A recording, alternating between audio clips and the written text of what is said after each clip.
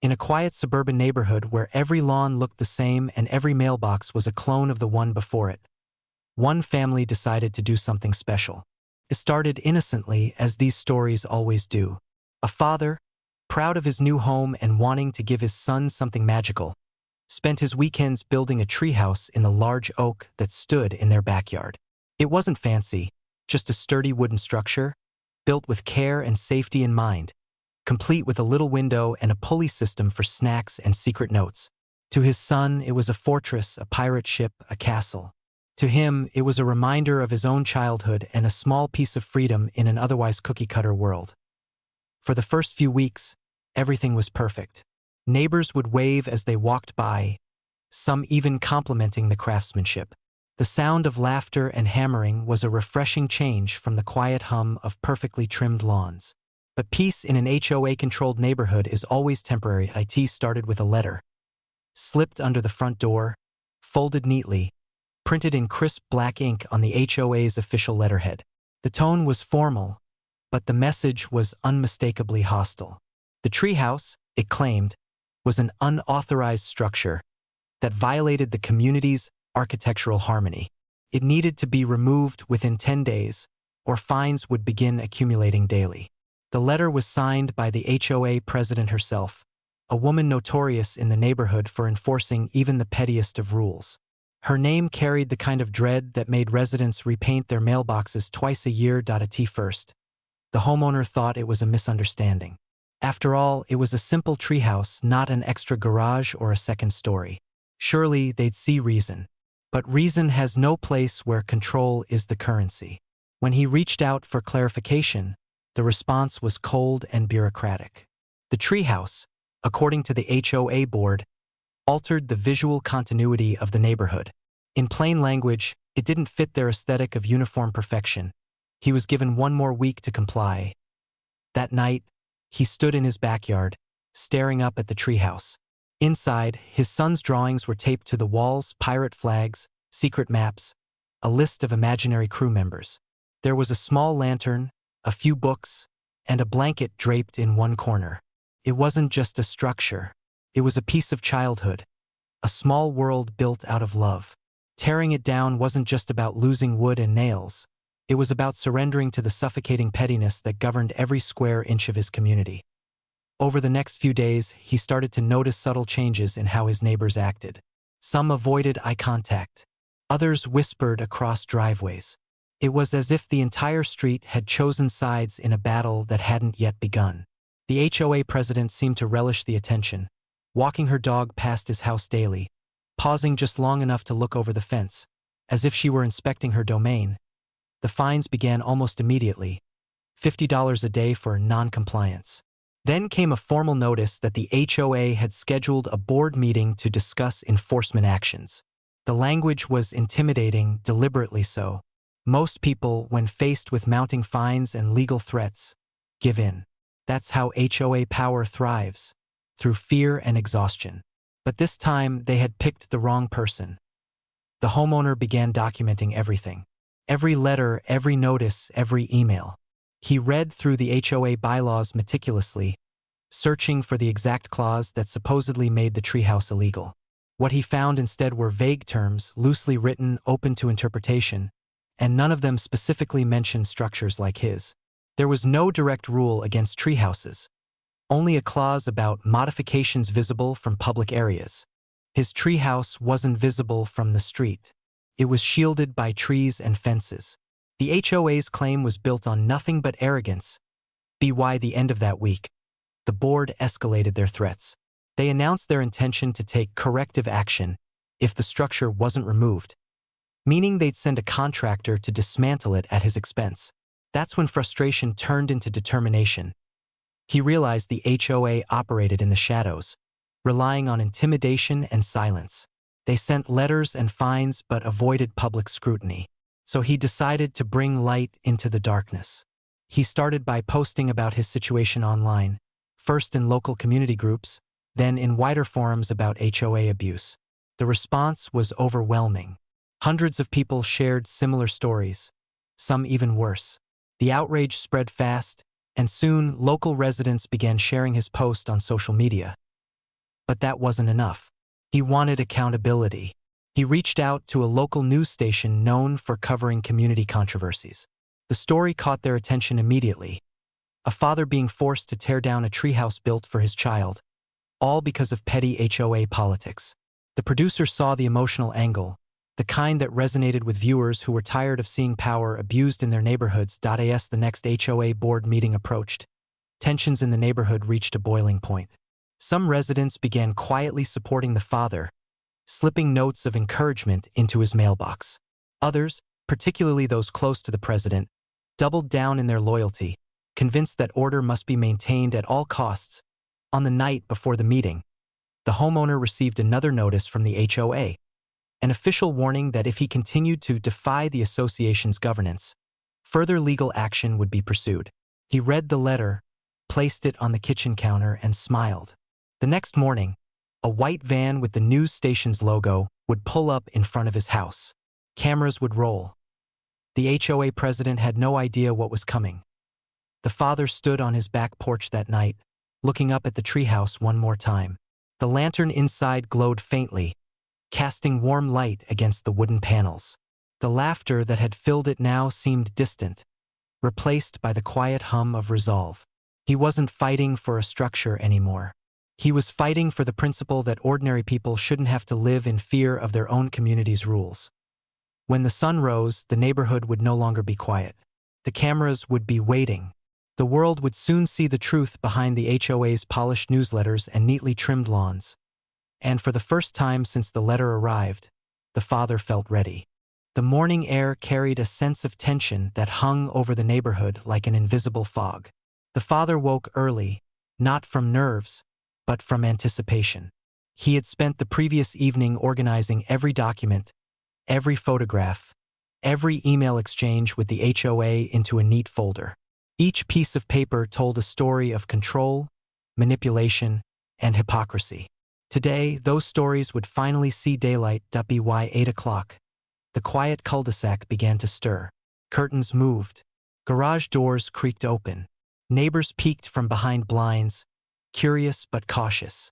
The familiar sound of tires crunching on pavement broke the silence. And when the white van with the news station's logo came into view, heads turned. The father greeted the crew with calm professionalism. The reporter, a sharp, energetic woman with years of local experience, immediately sensed that this was the kind of story that stirred communities. She walked the property with her cameraman, taking wide shots of the backyard, the oak tree, and the simple wooden treehouse that had sparked so much conflict. From a distance, the HOA president watched from her front porch, her lips pressed into a thin, disapproving line. She was used to control, used to being the final voice in every dispute. Cameras changed that dynamic. Cameras meant accountability. The crew filmed for nearly an hour, interviewing neighbors who dared to speak out. Some offered cautious support, expressing disbelief that a child's playhouse had turned into a bureaucratic battle. Others refused to comment, their fear of retaliation evident in their silence. When the father shared his side of the story, he spoke with measured restraint. He didn't need to exaggerate. The absurdity of the situation spoke for itself. By noon, the segment was already being edited for the evening news. The reporter promised him it would air that night during prime time, and that it would also be uploaded to the station's social media accounts. But the story didn't have to wait for television to make waves. Within hours, a few behind-the-scenes photos and short video clips began circulating online. Neighbors posted them with captions expressing shock at the HOA's overreach. Some local influencers picked it up, and the story started spreading. By the time the HOA board meeting began that evening, the entire neighborhood was buzzing. Cars lined the street outside the clubhouse, far more than usual. Residents who had never bothered to attend a meeting before suddenly showed up, their curiosity fueled by the promise of drama and the chance to witness history. The air inside was thick with murmurs and uneasy laughter. The father arrived with his folder in hand, walking past a cluster of board members who eyed him with forced smiles. The HOA president sat at the front table, her posture rigid, her voice tight as she called the meeting to order. The usual pleasantries were replaced by tension so palpable it could have been sliced with a knife. The father's case was listed as the third agenda item. When it came time to discuss it, he stood, calm and unflinching. The president read from her prepared statement, outlining the violations and citing vague rules about structures that disrupt neighborhood aesthetics. She spoke with authority, but her words trembled slightly under the weight of the room's attention. She didn't know how many people had already seen the online clips, or how many more were watching the news broadcast live at that very moment. When she finished, the father presented his side. He recounted the timeline, the letters, the escalating fines, and the threats of forced removal. Then he held up the HOA bylaws, highlighting the absence of any specific rule prohibiting treehouses. The murmurs in the crowd grew louder. Residents exchanged glances. A few shook their heads. He didn't raise his voice or accuse anyone outright. Instead, he let the evidence speak for itself. The board's inconsistencies became obvious. What had once seemed like bureaucratic order now looked like petty tyranny. And then came the moment that shifted the entire tone of the meeting. A resident in the back of the room stood up and held out her phone. The local news story had just aired. The title flashed across the screen: HOA forces father to tear down son's treehouse. The video showed aerial shots of the neighborhood, close-ups of the oak tree, and a short clip of the president walking past the camera, refusing to comment. The room went quiet as people began watching on their phones. The HOA president's face paled. Her carefully constructed authority began to unravel in real time. She tried to regain control, insisting that the issue was a matter of community standards and not personal vendetta, but no one was listening. The crowd had already made up its mind. Over the next 20 minutes, the meeting descended into chaos. Residents demanded answers.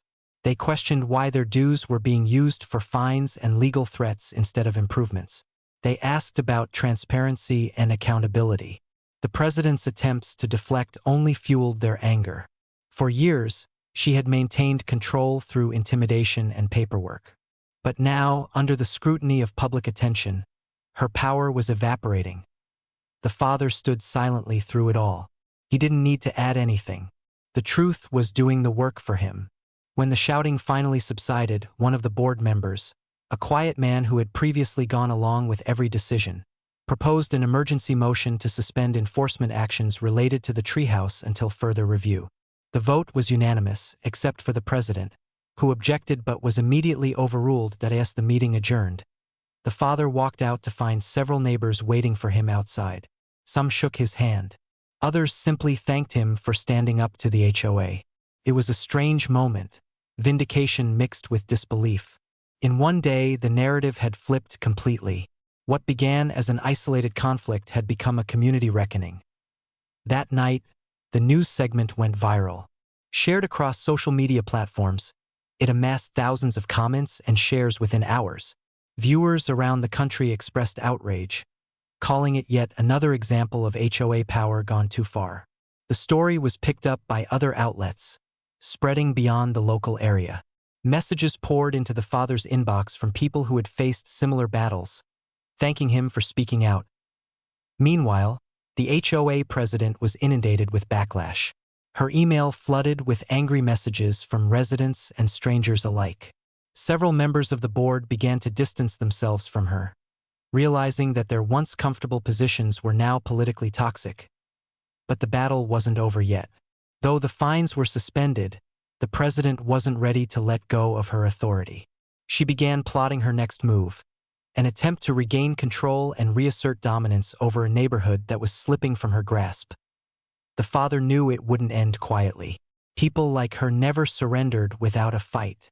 But now, he had something she didn't: public support, media attention, and the growing awareness of a community that had finally opened its eyes. The war for the treehouse had only just begun.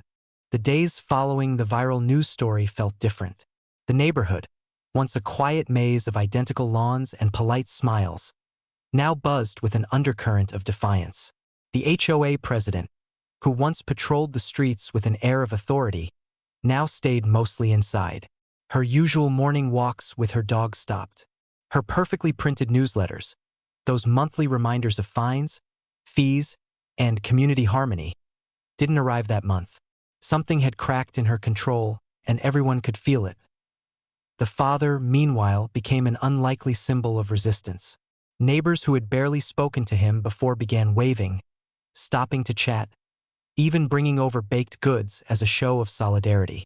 They spoke in hushed tones about their own frustrations, how the HOA had fined them for minor yard decorations, or warned them about garbage cans visible from the street. For the first time in years, residents began talking openly about their grievances instead of suffering in silence. The illusion of unity that the HOA had cultivated was gone. The news segment continued to circulate online. Larger outlets picked it up, each giving it their own spin. Local HOA bullies family over Treehouse became a trending headline. Talk radio hosts discussed it. A few national blogs featured it in lists of HOA horror stories that went too far. The president's name, once known only within the neighborhood, was now being mentioned online, and not kindly. Behind the scenes, the father remained methodical. He wasn't driven by revenge. He was driven by principle. He gathered more information, interviewing neighbors and compiling evidence of similar abuses of power. What he found was staggering. Over the past few years, the HOA board had levied thousands of dollars in questionable fines, some for arbitrary infractions, others for alleged violations that weren't backed by any written rule. The money collected had quietly disappeared into administrative expenses that no one could clearly explain. Whispers of corruption spread. A few residents demanded to see the HOA's financial records, which by law were supposed to be publicly available to all members. The president resisted, citing privacy concerns, but the pressure mounted. A petition began circulating to call for a special meeting to remove her from office. It spread door to door, and within days it had more than enough signatures. When the day of the special meeting arrived, it was unlike anything the neighborhood had ever seen. The community clubhouse overflowed with residents, many of them holding printouts of the viral article or copies of the HOA bylaws. Even the local reporter who had covered the original story attended, filming discreetly from the back. The president sat at the front table, flanked by the few remaining loyal board members. Her posture was stiff, her smile brittle. The father sat near the middle of the crowd, calm but alert. The air was thick with anticipation. Everyone knew what was coming, but no one knew how far it would go. The meeting began with procedural formality. The president read the agenda, trying to maintain control, but her voice faltered under the murmurs and side conversations.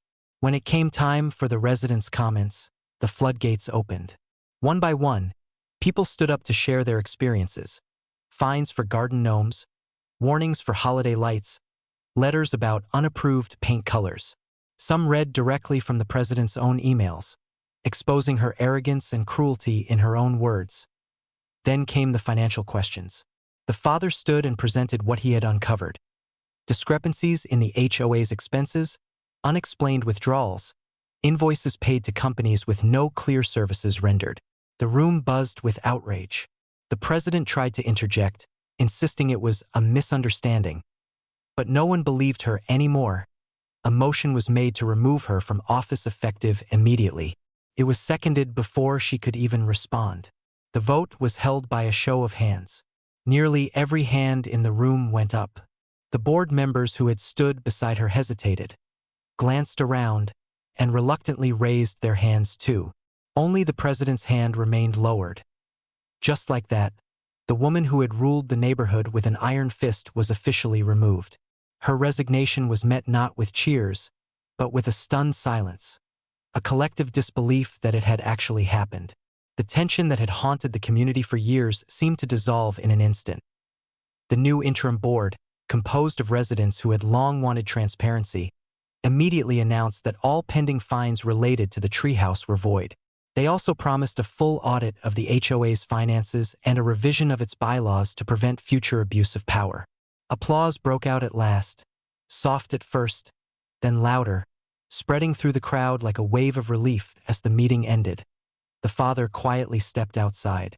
The night air was cool, and the street was alive with murmurs of neighbors talking freely for the first time in years. Someone patted him on the back, thanking him for standing up. Others gathered around him, expressing how his courage had inspired them. But he didn't bask in the attention. He simply looked down the street toward his home, the home that had become ground zero for a quiet revolution. Later that evening, he sat in his backyard beneath the oak tree. The treehouse stood just as it had before the ordeal began, its wooden boards glowing softly in the porch light. His son was inside, flashlight flickering through the small window, reading a book. The laughter that had once been silenced by fear had returned as he thought about everything that had happened. The letters, the fines, the threats, the cameras. It had all started because one person believed they had the right to control others under the guise of community standards. But it ended because ordinary people decided enough was enough. In the days that followed, the story continued to spread online, now framed as a victory. Dad saves Treehouse, HOA president ousted, became a headline across countless platforms. The father received messages from across the country, from people thanking him, from others sharing their own HOA nightmares, and even from communities starting petitions of their own. The story had become more than local news. It had become a symbol. Back in his neighborhood, things slowly returned to normal, but not the old kind of normal. It was better. People waved more. They talked. They laughed. They organized small block parties again. The fear that had once kept everyone isolated had been replaced by connection. The HOA still existed, but now it was run by people who remembered what it was supposed to stand for: community, not control.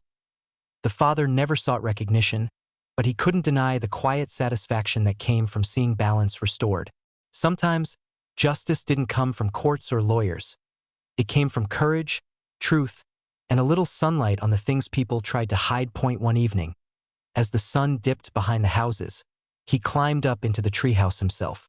The view from up there wasn't much, just rooftops and treetops stretching into the horizon. But it felt peaceful, the kind of peace that comes when you know you've done the right thing. The treehouse had started as a gift for his son, but it became something bigger, a symbol of resilience. It wasn't just wood and nails. It was proof that even in a world full of small tyrants and endless rules, one act of defiance, rooted in love, could change everything. And from that day on, the oak tree stood not just as part of the landscape, but as a monument to the neighborhood that finally learned how to stand up for itself.